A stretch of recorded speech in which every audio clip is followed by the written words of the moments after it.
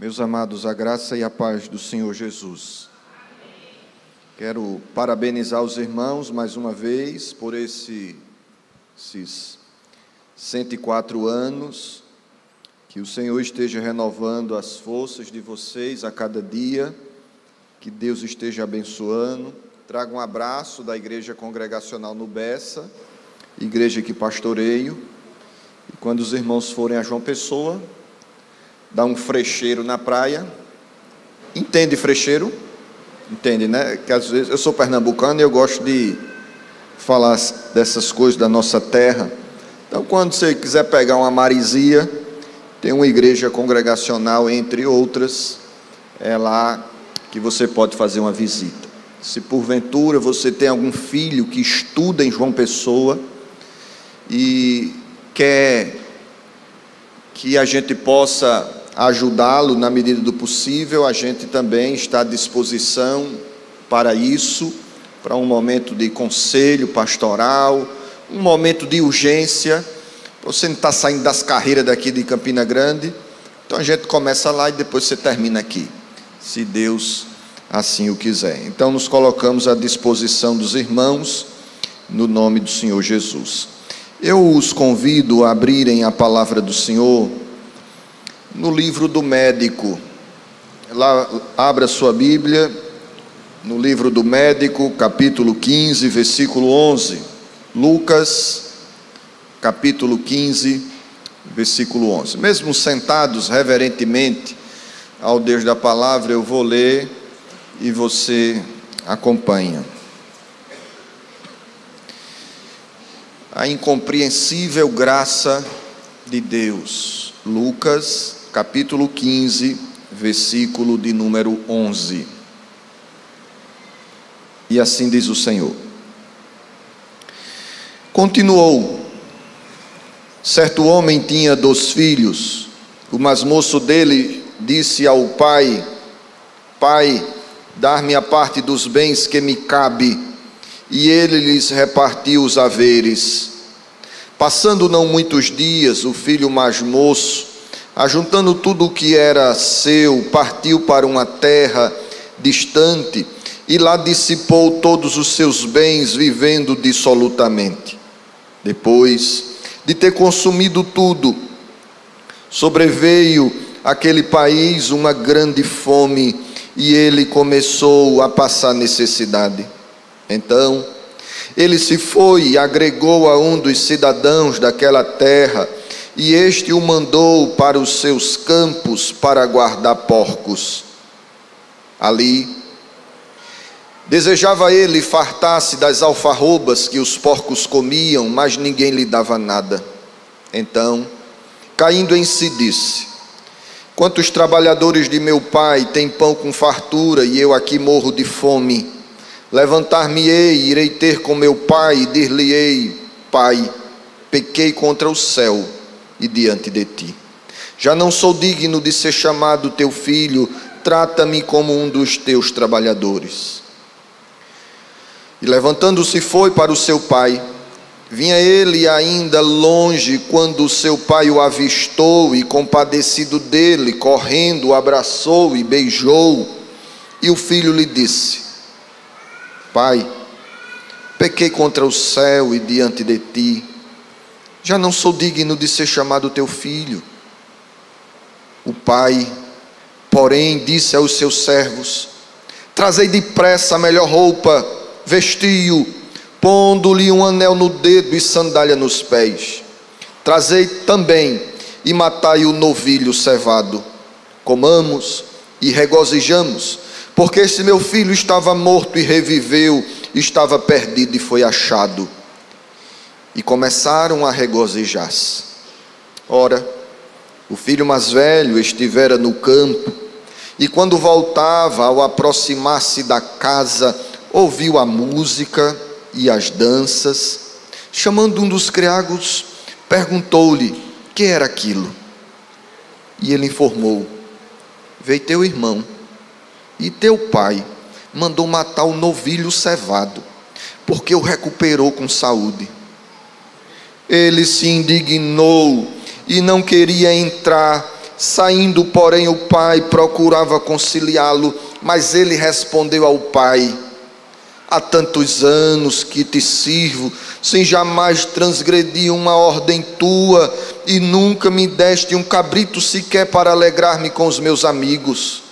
Vindo, porém, esse teu filho, que desperdiçou os teus bens com as meretrizes, tu mandaste matar para ele o novilho cevado. Então lhe respondeu o pai: meu filho, tu sempre estás comigo, tudo que é meu é teu. Entretanto, era preciso que nos regozijássemos e nos alegrássemos, porque o teu irmão estava morto e reviveu, estava perdido e foi achado. Senhor, fala conosco.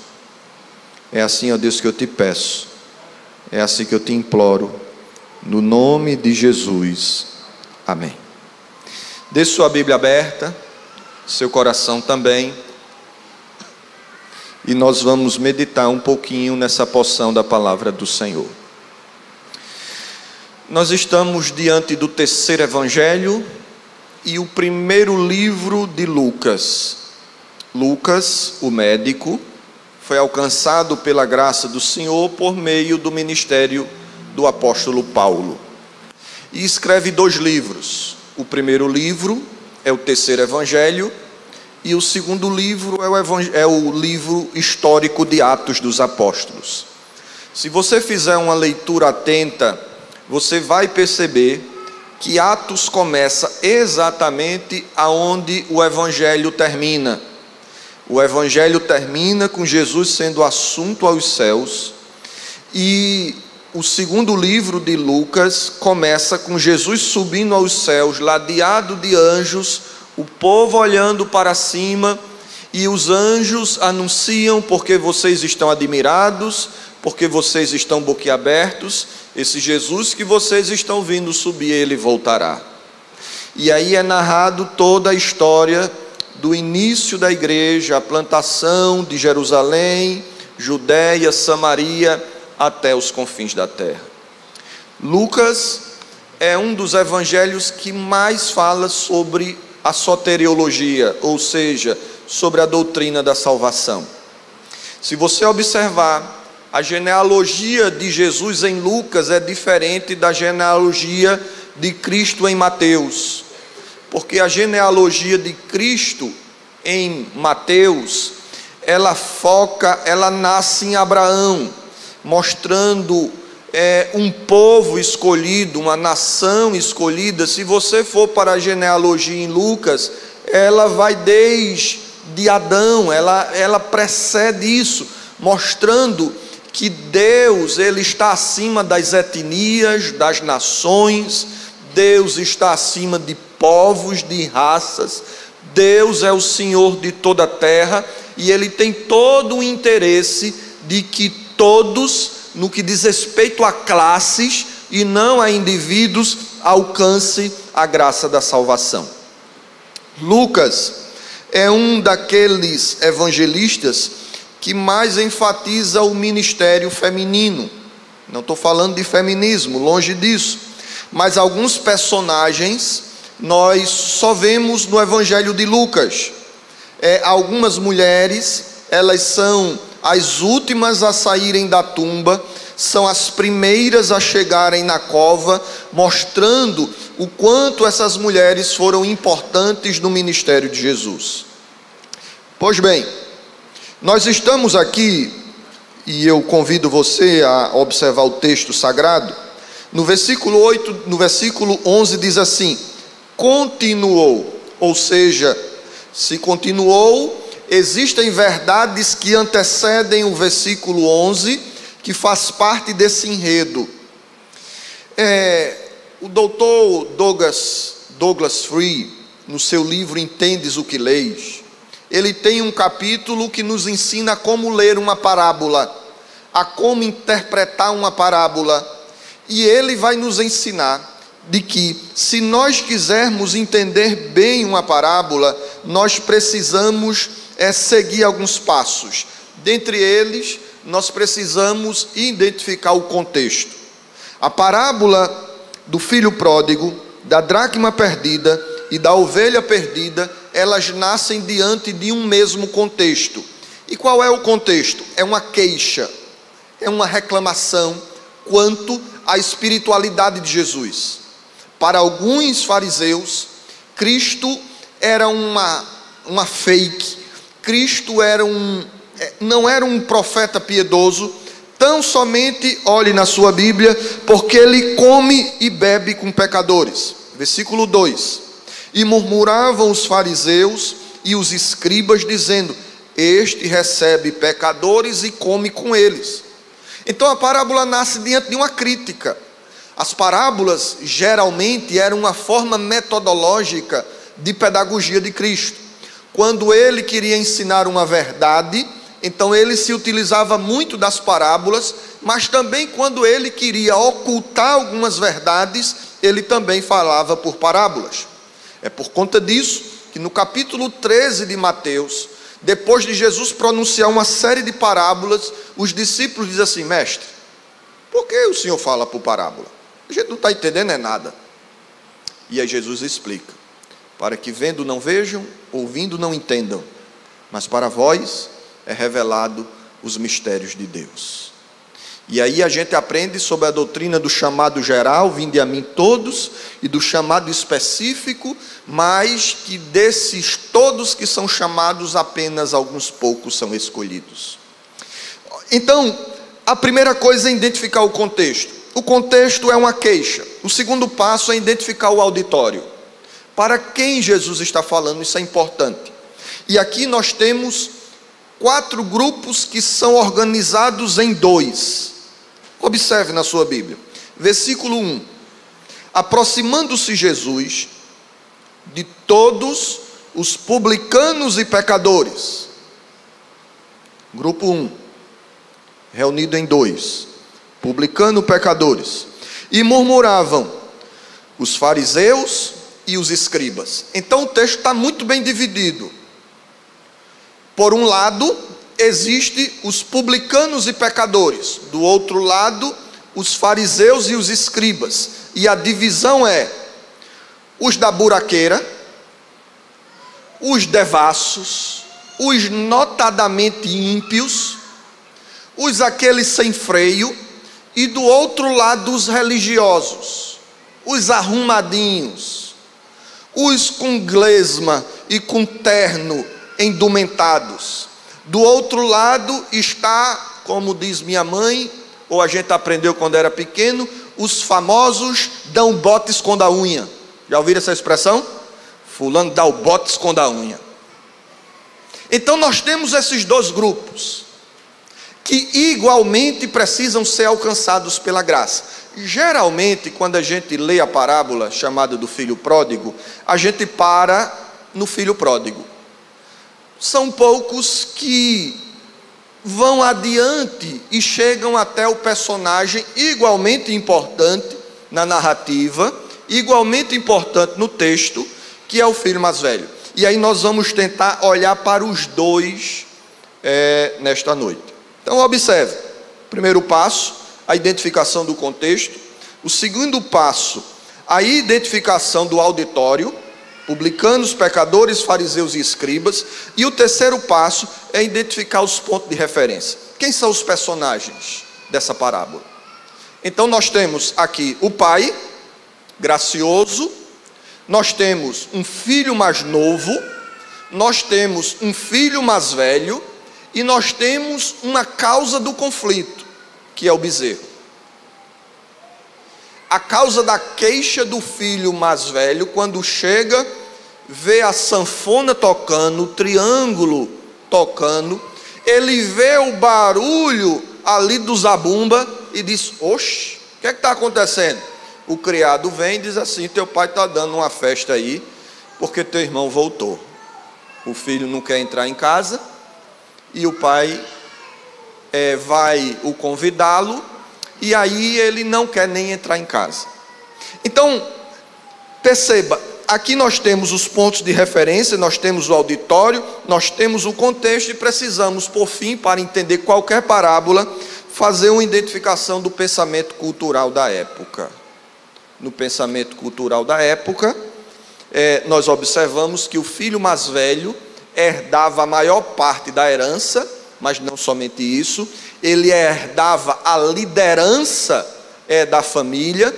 Por isso que a gente aprende sobre Abraão, Isaque e Jacó. Por isso que a gente aprende que de Jacó ele tem como sucessor Judá. Por isso que Jesus é o leão da tribo de Judá. Mas aí você me diz assim: tá, pastor, mas aí tem um problema. Judá é o quarto filho de Jacó. Então não era para ser da tribo de Judá, era para ser da tribo de Rúben. Verdade. Mas observe, Rúben deitou no leito do seu pai e profanou a casa do seu pai. Por conta disso foi removido, perdeu a bênção. Levi e Simeão, o segundo e o terceiro, ficaram amuados, ensimesmados e irados, porque a sua irmã Tamar foi estuprada e o pai não fez nada. E aí, à noitinha, eles se reúnem, cada um pega a sua espada 12 polegadas, e começa a furar o bucho dos moradores e derrama o sangue de toda uma casa. Quando chega na casa de painho Jacó, o pai repreende, reprova isso e remove eles da descendência, e aí chega o quarto. Quem é o quarto? Judá. Então, o filho mais velho ficou indignado, porque o herdeiro do bezerro é ele. O bezerro não é só um bem, é um símbolo. O bezerro não é só um amontoado de carne para um churrasco. É um símbolo de liderança, é um símbolo de prestígio que não foi dado a ele, e por isso que ele está indignado. Observe, todas as 3 parábolas, ela nasce dessa verdade, que é a graça do Senhor. Deus é gracioso para deixar 99 guardadas, é verdade, e vai em busca da 100ª ovelha. Deus é gracioso para que nenhuma dracma se perca, e a mulher, ela não se convence de que tem 9, que portanto não precisa estar aperreada porque perdeu somente uma, ela varre até encontrar. E o filho pródigo é o filho que o pai espera nos alpendres do seu terraço, da sua casa, esperando seu filho. Algumas coisas gostaria de destacar a título de introdução brevemente. Observe. A ovelha perdida, ela se perde por descuido de si. A dracma perdida é negligência da mulher. O filho pródigo, por obstinação do seu coração. A ovelha perdida, o pastor vai buscar. A dracma perdida, a mulher vai caçar. O filho pródigo, o pai fica em casa. Isso é importante. Por que é importante? Porque pessoas são diferentes. E se você observar, existem alguns filhos que estão tão obstinados em suas decisões pecaminosas. Existem algumas ovelhas que estão tão decididas em se abraçar com a iniquidade, que quanto mais a gente busca, mais eles correm da gente. Você já começou um diálogo espiritual com seu filho desviado e ele diz: pare, eu não quero ouvir sobre isso. E ele foi rude, e ele foi duro. Quanto mais você busca ele, mais ele corre de você. Quantas vezes no ministério pastoral eu tive essa sensação? Você liga, a pessoa não atende. Você deixa mensagem, ele visualiza e não responde. Esse é o momento de fazer como o filho pródigo. Senhor, eu entrego em tuas mãos. Traz ele para casa. E quando ele vier, eu vou estar esperando graciosamente por ele. Feito essa introdução, eu gostaria de partir para o texto propriamente dito. Olhe para a sua Bíblia e nós vamos olhar para o primeiro grupo, que são os pecadores e os publicanos. E a lição é: a graça soberana de Deus se manifesta na restauração trágica do pecador. Primeira lição: A graça soberana de Deus se manifesta na restauração trágica do pecador. E aqui a gente vai olhar para o caçula, o da buraqueira, que representa os publicanos e os pecadores. Esse filho mais novo, ele olhou de ponta de pé pelas janelas da casa e enxergou um mundo colorido, e enxergou um mundo de prazeres. A concupiscência dos olhos invadiu seu coração, o desejo do coração se abraçou com a iniquidade, quando ele olha para fora e imagina que ele está perdendo alguns prazeres do mundo, porque a casa de Painho se tornou careta, se tornou num ninho de repressão, se tornou num aconchego de prisões. E aí ele olha por cima da janela e ele vê o Parque do Povo, ele vê o forró, ele vê o piseiro, ele vê o zabumba, ele dá uma outra olhada para o outro lado e ele vê o Lollapalooza, ele vê o rock, ele vê as drogas, ele dá uma olhada para o outro lado e aí ele vê o sexo, ele vê a pornografia, ele vê os prazeres dessa vida, ele dá uma outra olhada e começa a se deliciar, a se entregar, assim como Eva olha para o fruto e vê ali a independência, a autonomia e o desejo de ser igual a Deus, sem que ninguém venha dizer faça, não faça. O filho mais novo olha para cima e diz: eu estou perdendo a minha juventude. E aí ele chega para o pai e diz: pai, dar-me a parte dos bens que me cabe. Olhe para a sua Bíblia, versículo 12. O mais moço deles disse ao pai: Painho, dá-me a parte dos bens que me cabe. Todos nós sabemos que a partilha do bem tem um momento histórico para ser feito. E que momento é esse?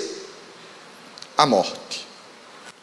Quando o filho chega para o seu pai e disse: me dê minha herança, me dê o apartamento, me dê o carro, me dê a chácara, me dê os bens. Esse pai está quebrando o 5º mandamento. Ele está matando seu pai. Ele está desonrando seu pai. Aquele que foi dado por Deus para ser honrado, ele está desprezando. Mas não somente isso, ele está quebrando o 6º mandamento. Ele está matando o pai, porque o 6º mandamento não deve ser entendido apenas como o extermínio da vida. Mas quando eu mato a moral, quando eu mato o bom nome, quando eu mato as pessoas, não só com uma bala, com uma faca, quando eu mato num silêncio frio, numa apatia sepulcral, quando eu desprezo, quando eu me intrigo, eu também estou quebrando o 6º mandamento. Mas ele não está quebrando também somente o 6º e o 5º, ele está quebrando também o 10º. Não cobiçarás. Ele está desejando o que não é dele. O primeiro passo, irmãos, do pecado, ou de pecados, o pecado tem um processo, e que um abismo vai chamando outro abismo, e quem sabe alguns deles são iniciados pela insatisfação. Existe um perigo enorme na insatisfação, porque na insatisfação você despreza os bens que você tem e começa a desejar o que você não tem. E aí você começa a olhar de ponta de pé para aquilo que você não tem e começa a desejar. Você começa a cobiçar, você começa a desprezar tudo que você tem. E aí ele pede ao pai. A escritura diz que o pai divide, olha o versículo 12, e ele lhes repartiu os haveres. Versículo 13, passado não muitos dias, ou seja, observe, esse menino quando pega os bens, ele tem pressa de ir embora.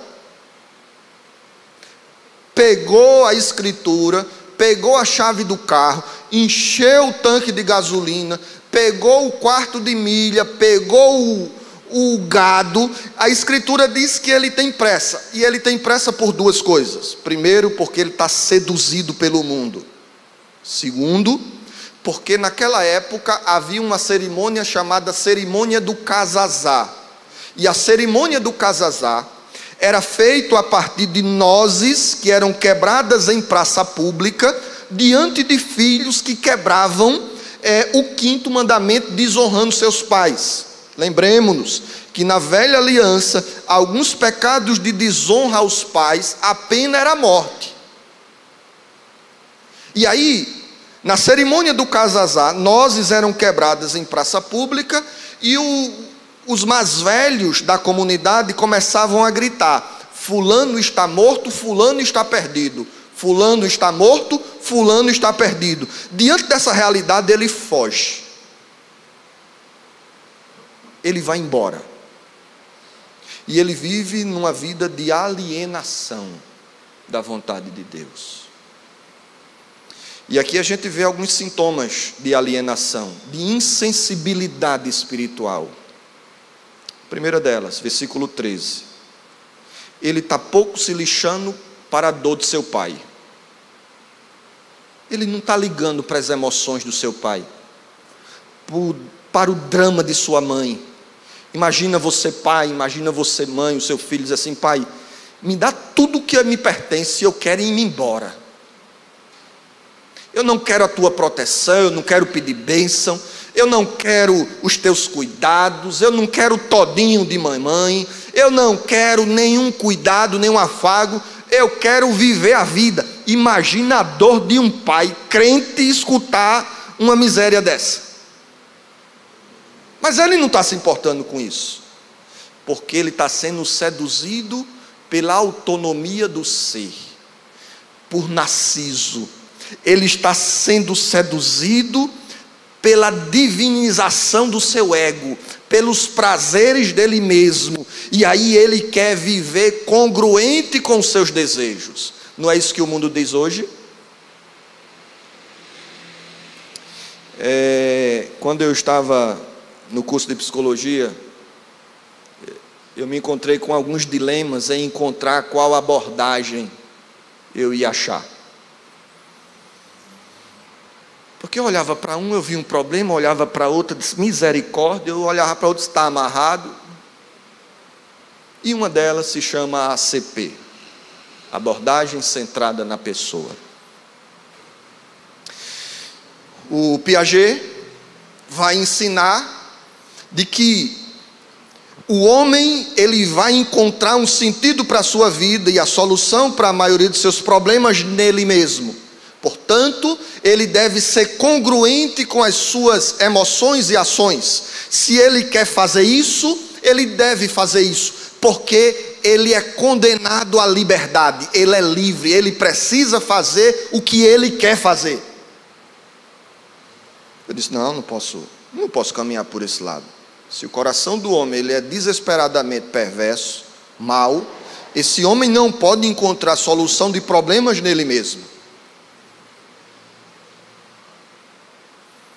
Aí eu vou para a psicanálise.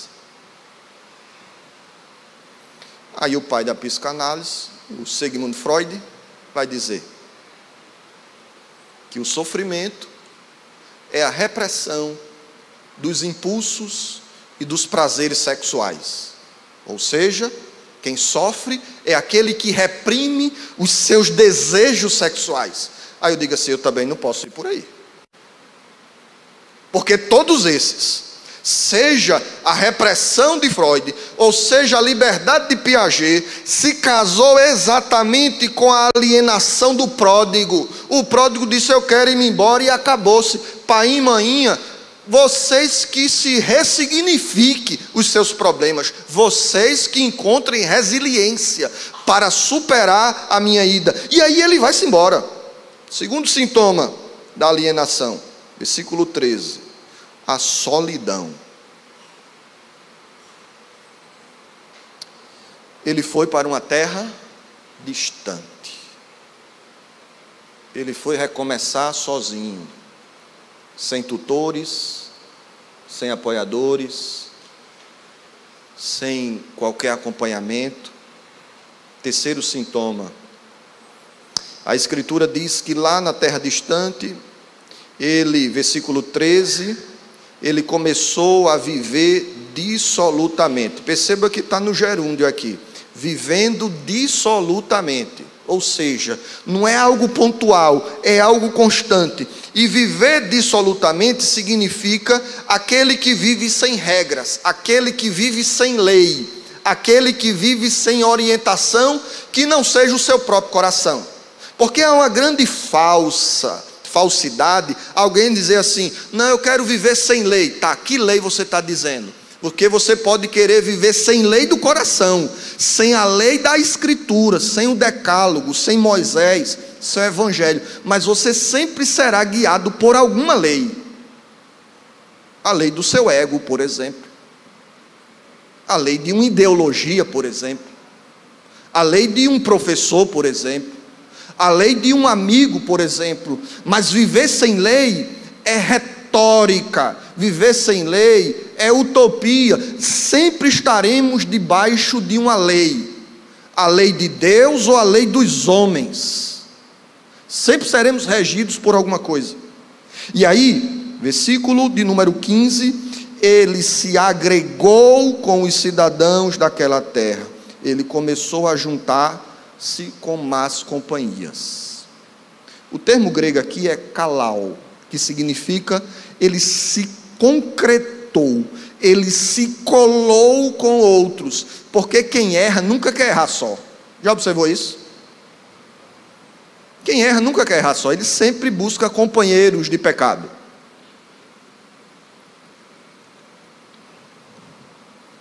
Você saía da escola antigamente, ia para casa. Aí passava na frente da casa de Dona Zefinha. Dona Zefinha é uma mulher muito brava, muito bocuda. Aí alguém chega e diz assim: vamos tocar na campainha de Dona Zefinha? A gente toca e corre. Aí eu diz assim: sozinho eu não vou não, se tu for eu vou. Eu ouvia os povos fazendo isso, né? Não era eu que fazia, viu, pessoal? Eu só via o pessoal: vai, Anderson, vai. Aí um dizia assim: se tu for eu vou, vamos. Aí ia aquela comunidade de aperreadores da paz alheia e tocava ali na campainha de Dona Zefinha e corria. E depois era aquela risadagem. Ele começou a viver sem lei, e sem lei se agregou a outros sem leis. Mas aí chega um ponto crucial no texto, o versículo 17. Então, caindo, acompanhe a sua Bíblia. Então, caindo em si, ou seja, ele está fora de si até o 16, porque o pecado é exatamente isso. O pecado nos tira de si. O pecado, na linguagem paulina aos romanos, ele nos embrutece, ele nos deixa um pouco animais, ele cria uma crosta no nosso coração, nas nossas emoções, uma crosta na nossa espiritualidade, embrutecendo o homem. E aí, amados, a Escritura diz que depois dessa longa caminhada, depois dele ter perdido todos os seus bens, vivendo dissolutamente, depois dele tentar resolver o problema, porque às vezes o nosso ego não nos deixa arrepender. Observe, versículo 14, ele consumiu tudo. Ele volta para casa logo de seguida? Não, ele tenta resolver o problema. Como é que ele tenta resolver o problema? Se agregando com homens maus.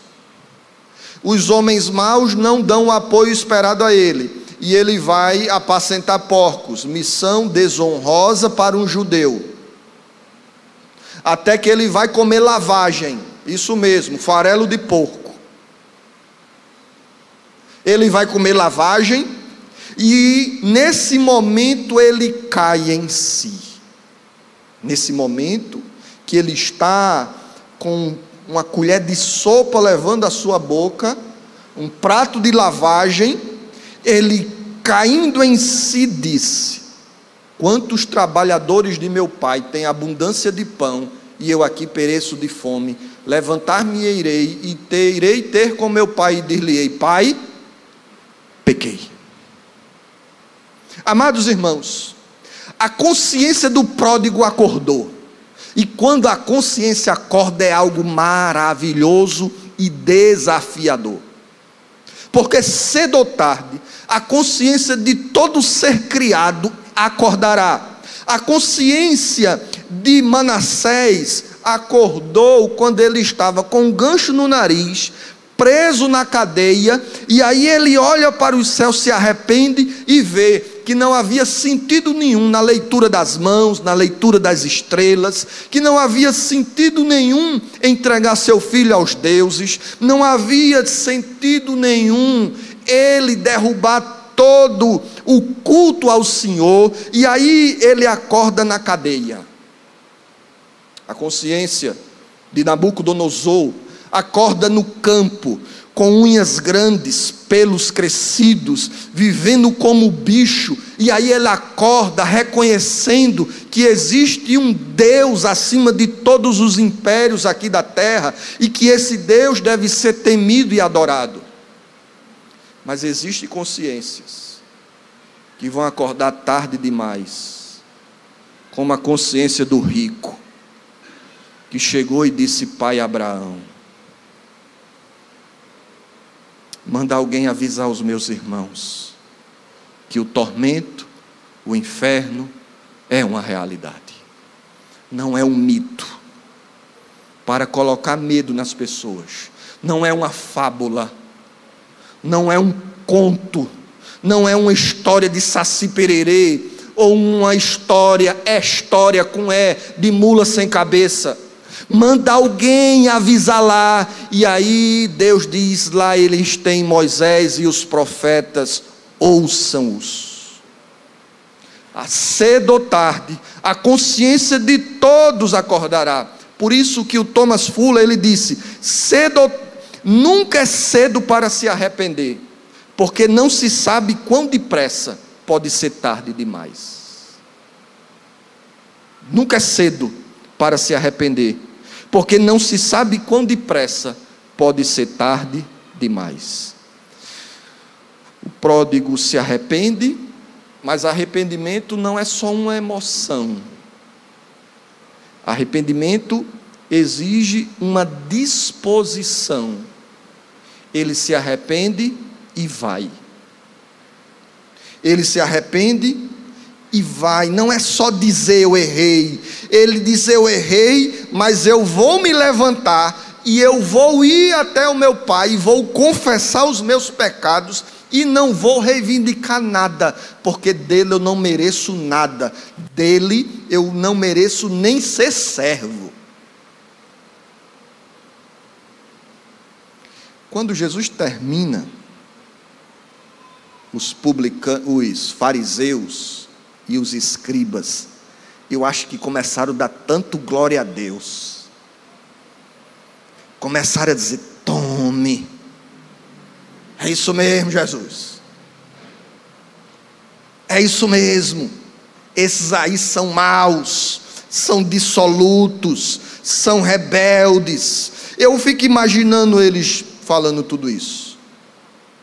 Entretanto, agora vem a segunda lição do texto, e na segunda eu vou agora para o segundo personagem, o filho mais velho.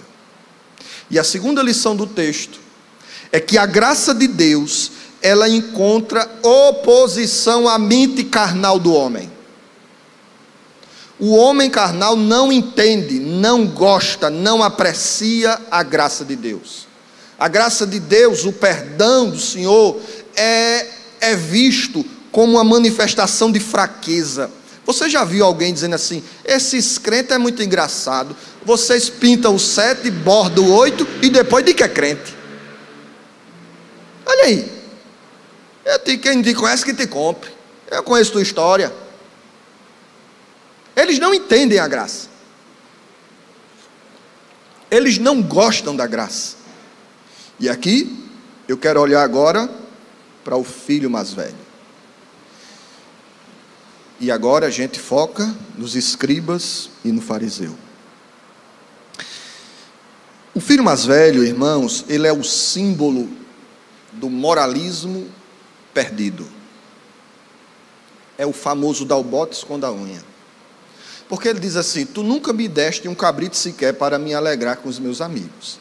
Entretanto, por debaixo dos panos, ele recebe a herança também. Olha o versículo 11.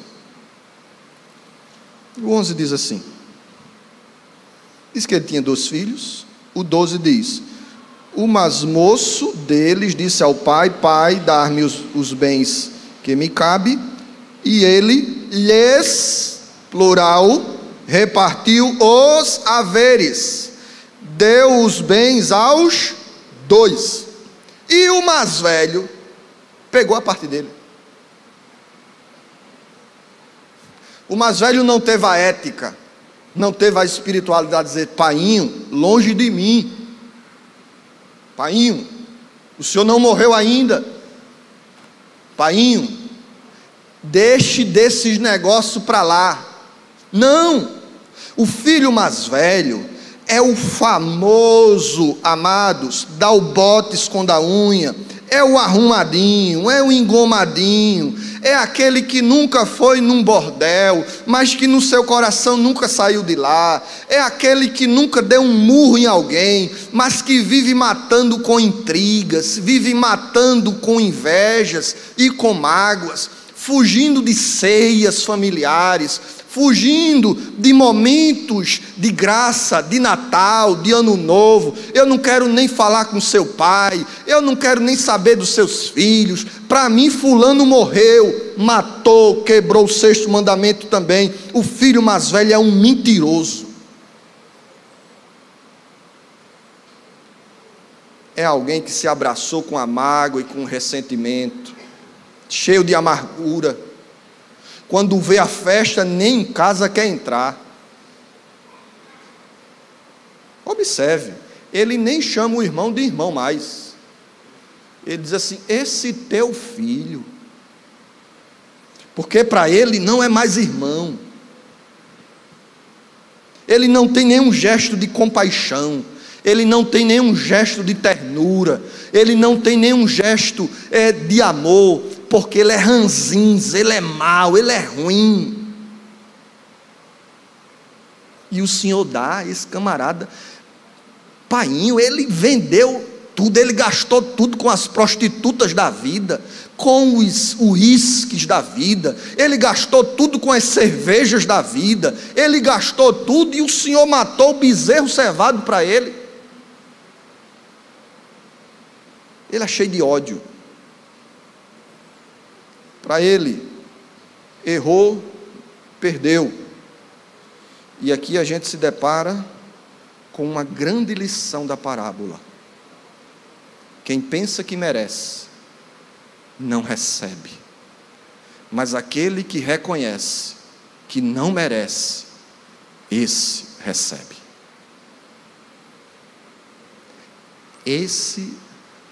Essa é uma das grandes lições dessa parábola. O que pensa que merece, não recebe. E o que reconhece que não merece, esse recebe. Porque as coisas de Deus são tão espirituais. Imagina o galardão. Se você faz algo esperando o galardão, já perdeu. Porque o galardão é entregue para aqueles que não o esperam. Faz por dever e prazer. Se você faz porque quer, se você faz alguma coisa para ter um terreno no céu, se você faz para herdar uma bem-aventurança celestial, já perdeu, porque é graça, é misericórdia. Deixe-me trazer isso para os nossos dias. A minha igreja tem 15 anos, a gente debutou agora.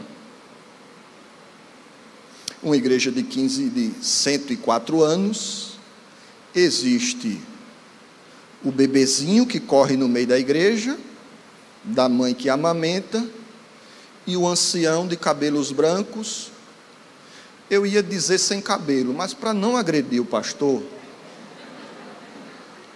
eu nem vou dizer isso. Até porque eu estou chegando lá também.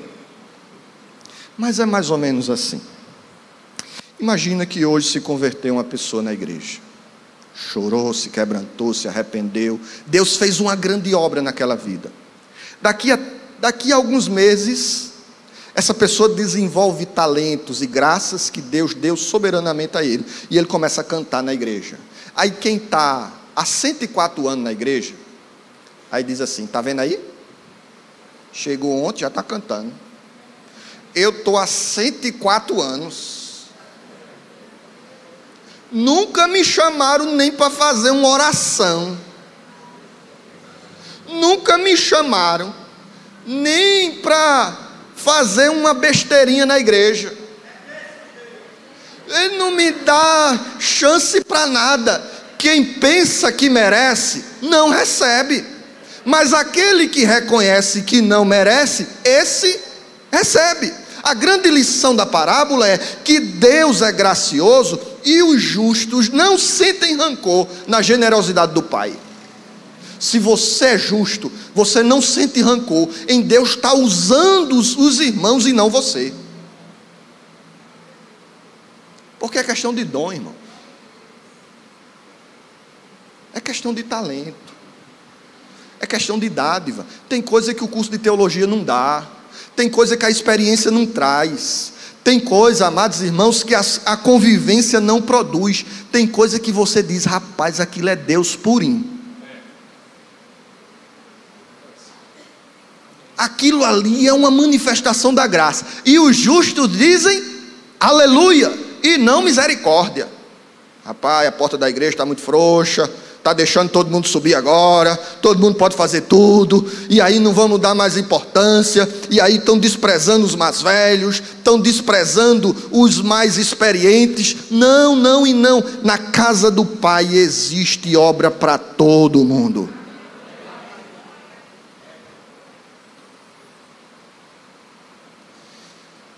O Senhor é rico, irmãos, e Ele abençoa a todos. Terceira e última lição. A graça se manifesta na restauração dos dois. Quem é que precisa de restauração? Os da buraqueira, publicanos, pecadores, e os arrumadinhos, os engomadinhos, os teólogos, os pastores, todos nós, irmãos, precisamos de restauração. A terceira lição é: a graça se manifesta nas ações do Pai em restaurar os filhos.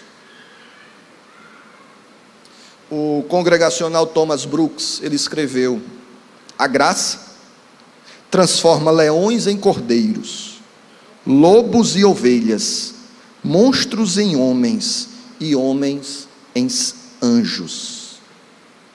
Como é que Deus restaura o filho mais novo? Vamos olhar para os dois personagens separadamente. O que é que o pai ele faz com o filho mais novo e o filho mais velho? Eu vou seguir a ordem do texto e vou falar primeiro do mais velho. Veja o que é que acontece. O filho mais velho chega em casa, vê a sanfona tocando, pergunta para o servo também não entende nada de graça. Diz: tu não sabe de nada, teu irmão chegou. Bill chegou, está lá dentro. E teu pai mandou matar o bezerro. Ele não entende nada de graça. Aí o filho diz assim: o bezerro? Não acredito nisso não. Foi, e olha, a festa está aí, o churrasco está com todo o toro. Ele bate no pé: eu não entro mais nessa casa. O pai, que não foi buscar o mais novo, vai buscar o mais velho. Isso é lindo. Isso nos dá uma lição, que diferentes precisam ser tratados diferentemente. Aqui é uma crise para os pais, que a gente diz assim: eu criei do mesmo jeito, eu botei na mesma escola, eu dei a mesma educação, um aprumou e outro não. O problema foi esse, porque você criou do mesmo jeito quem é diferente. Porque se você tem mais de um filho, você sabe o que é que eu estou dizendo. Tem um filho atencioso, com um coração mais bondoso, você olha para ele e faz assim, ó, olha para mim. Você olha para ele e faz assim. Aí ele vai-se embora. Não é assim? Aí tem outro que você faz a mesma coisa, você faz assim. Aí ele faz assim.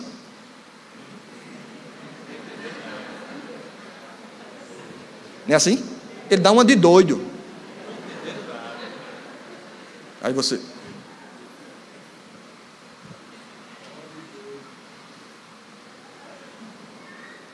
Tem um que você diz: você estava onde? Aí eu disse assim: ô painho, desculpa aí. Aí tem outro que você diz assim: você estava onde? Aí ele faz: hã? Esse ano não é que ele não entendeu, ele está formulando aqui as catracas, ele está dizendo: e agora, como é que eu vou sair dessa? E agora? Aí ele vai dizer: de novo. Ele diz: você já entendeu, você estava onde? Aí ele diz assim: quando? Não é assim? Teve uns adolescentes que disseram assim, os jovens disseram: eita, o pastor me pegou agora. O pai não vai buscar o mais novo, mas vai buscar o mais velho. E quando chega no mais velho, com a doçura de um pai: filho, vamos para a festa. Ele disse: mas painho, esse teu filho gastou todo o dinheiro com as prostitutas. Se é que ele disse prostituta, se não disse uma palavra mais forte. Gastou tudo. E veio pedir dinheiro, só pode ser, veio pedir dinheiro de novo. E o senhor vai dar de novo? Olha a resposta do pai: filho, o teu irmão estava morto e reviveu, estava perdido e foi achado. O pai espiritualiza o diálogo. Quem sabe se fosse eu, se fosse você, a gente ia dizer assim: tu não vai entrar não? Boy, o bezerro é meu ou teu?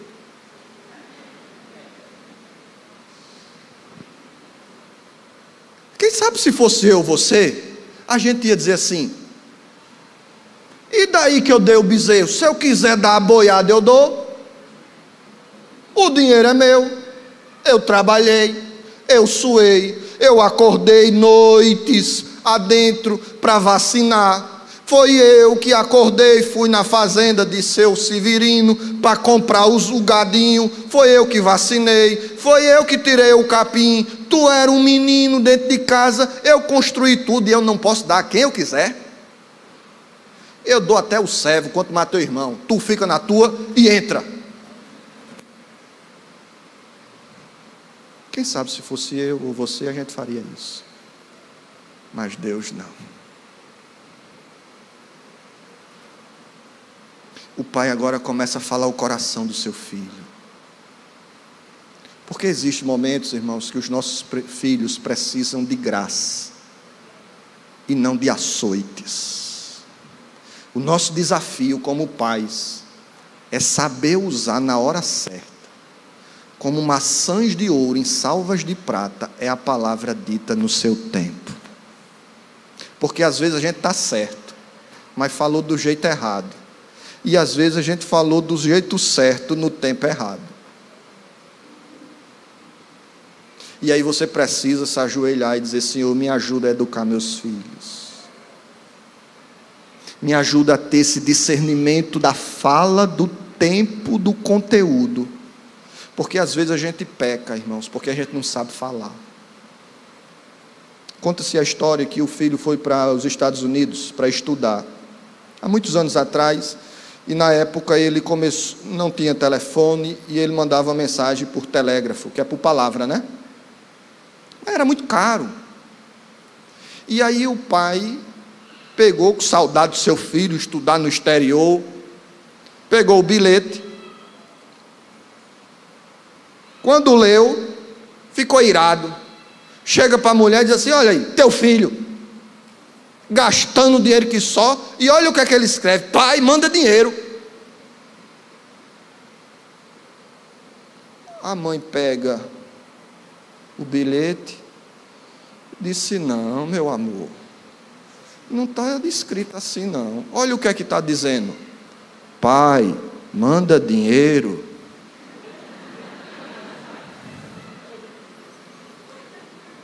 Aí o pai disse: se é assim, então vamos mandar um dinheirinho para o bichinho, né? Se é desse jeito, vamos mandar um dinheirinho para ele. Você precisa pedir graça. Mansidão é um domínio próprio, é um fruto do Espírito. E aí o pai chega para o seu filho mais velho e diz assim: meu filho, um cabrito, tudo que eu tenho é seu.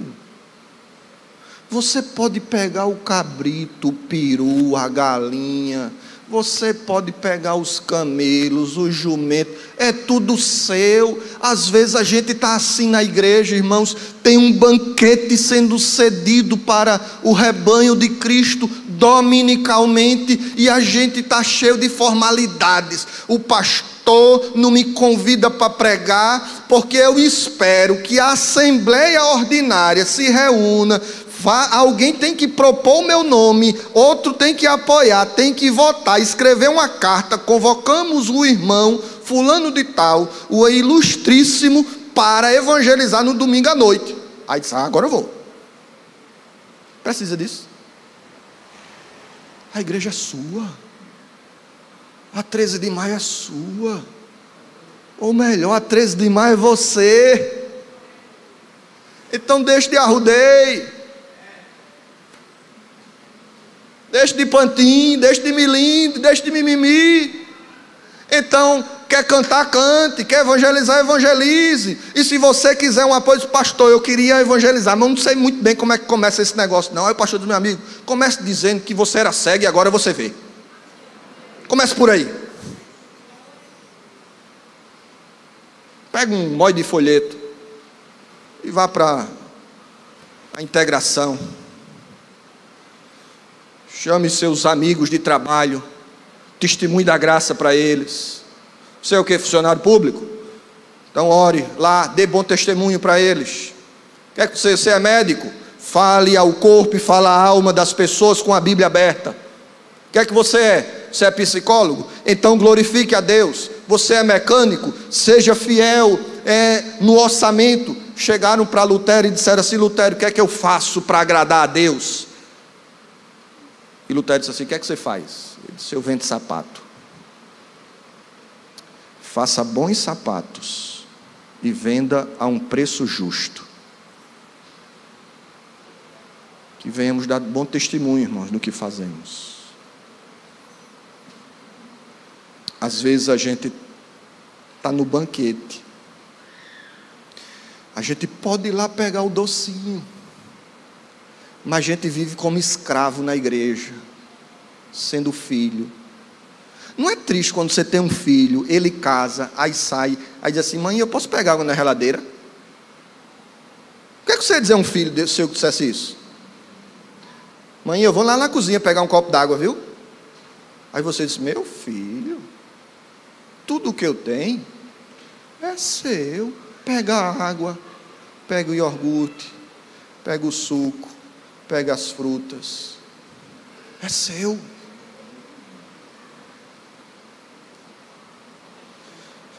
Mas como é que o pai trata o mais novo?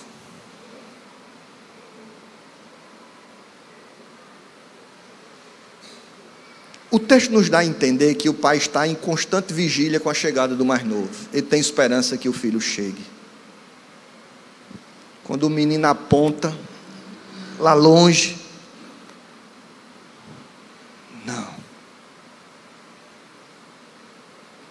João está vindo. O que é que o pai faz?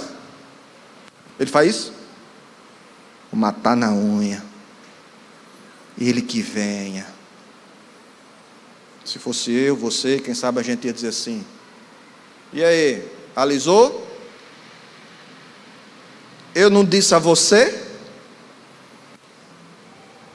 Eu lhe disse. Eu avisei. Você já escutou isso dos seus pais? Eu avisei. Às vezes a gente, pai, tem um prazer, né? A gente estufa o peito, a boca saliva, e a gente, eu avisei. O pai faz isso? Porque Deus não quebra a cana que já está quebrada. Deus não tem prazer na humilhação dos quebrantados. Ele humilha o soberbo, mas o humilhado Ele exalta. Se você é soberbo, Deus vai lhe quebrar. Diga amém. E é bom que socorra.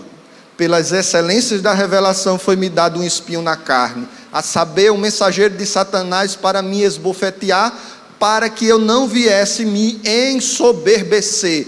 O açoite de Deus é um freio do Senhor, é um instrumento do seu pastoreio. O menino está vindo, treinando, imaginando: quando eu chegar em casa eu vou dizer: pai, pequei contra o céu diante de ti. Quando eu chegar em casa eu vou dizer: pai, eu pequei contra o céu diante de ti. Ele vem ensaiando, quem sabe cheio de medos. Como é que o pai vai me receber? Será que ele vai me receber? Será que ele vai me desprezar? Agora nada disso mais preocupa. E a escritura diz que ele volta, e quando o pai vê de longe, o que é que o pai faz? Ele corre. Irmãos, nós vivemos na época fitness. A gente vive na época das academias. Mas no mundo antigo, Aristóteles disse: os nobres nunca correm em público. Porque para a época, um ancião correr era uma humilhação. Quem sabe os mais velhos aqui nunca viram seus pais ou seus avós correndo. Porque correr é negócio de menino. Esse pai, ele corre. E faz isso publicamente. Lembra da população do Cazazá? Fulano está perdido, fulano está morto. Ele está nem aí com a opinião pública. Ele não está nem aí para o Datafolha, para o Ibope. Ele não está nem aí para as pesquisas, o que é que o povo vai dizer a respeito dele. Se é um pai frouxo, se é um pai mole. Está vendo aí? Fulano gastou tudo e ele foi lá e fez com que nada existisse. Ele não está nem aí, porque o pai é cheio de graça e de misericórdia. E ele corre. E o menino diz: pai, pequei. Eita, irmãos. Pai, pequei. Quanto precisamos falar isso, irmãos? Pai, pequei diante do céu e perante ti. Já não sou digno de ser chamado teu filho. Como é que o pai responde? Dá um abraço. Dá um beijo. E a ideia do beijo aqui é de um beijo constante. Beija a testa, beija a bochecha, beija o ombro, beija constantemente. Eu tive uma experiência. Eu fui para o velório do meu avô, em Natuba. Eu era pequeno. E eu acho que foi a minha primeira experiência com luto. Chegando lá, meu pai, eu não vi meu pai chorando, eu vi minhas tias, eu vi primos, mas eu não vi meu pai chorando. Meu pai estava uma baraúna.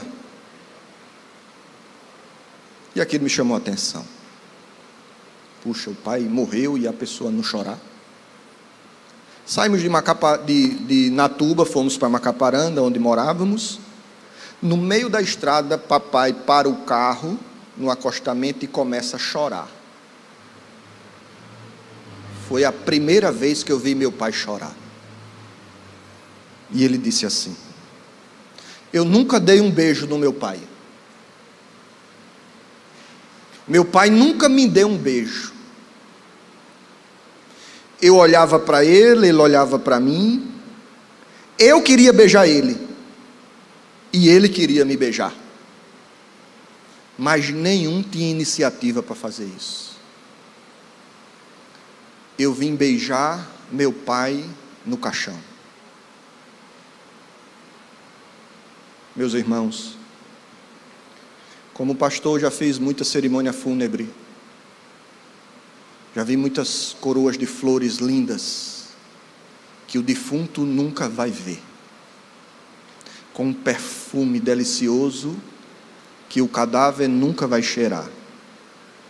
Já vi muitas frases, frutos de emoções das mais belas, que o defunto nunca escutou uma palavra sequer. Portanto, permita-me falar o seu coração, por favor. Beije agora seu filho. Faça um cafuné agora nele. Beije o seu pai agora. Ame-o agora.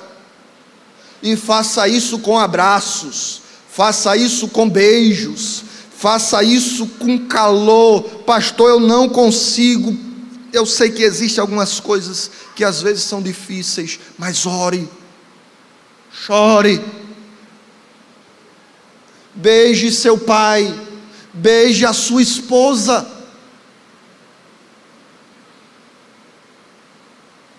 O pai abraça. O pai beija. E o pai restaura. E a Escritura diz que o pai diz: trazei depressa a melhor roupa. Você não vai usar chita. Você é filho do pai. Você vai usar o que tem de mais elegante no guarda-roupa. E aqui existe uma restauração social daquele jovem. Bota um anel no dedo, símbolo de autoridade. Você vai ver que um dos símbolos de autoridade de José é um anel. O faraó dá um anel para ele. E todos aqueles que usavam aquele anel era símbolo de autoridade. E o pai diz assim: bote um anel no dedo dele, porque aqui ele não vai ser servo coisa nenhuma. Bote sandália nos seus pés, porque quem anda descalço é escravo. Se o Filho vos libertar, verdadeiramente sereis livres. E manda matar o bezerro, porque o meu filho estava morto e reviveu, estava perdido e foi achado. Toca a sanfona, toca o zabumba, afina o triângulo e vamos festejar. Pergunta a você: quem é você nesse grupo? É o grupo dos publicanos e pecadores? Ou é o grupo dos fariseus e dos escribas? Ou cocheia e perpassa os dois, dependendo do verão? Quem é você? Seja quem for, existe restauração para a sua vida. Vamos orar? Fique de pé, por favor.